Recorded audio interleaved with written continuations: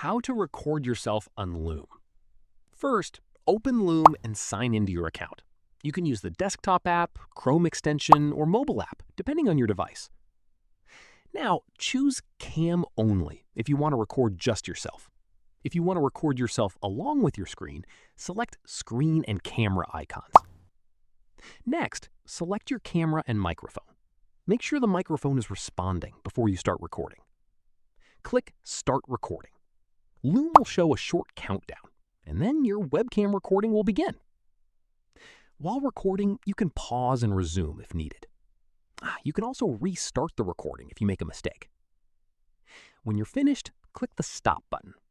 Your video will automatically be processed and opened in Loom, where you can edit, title, and share your recording.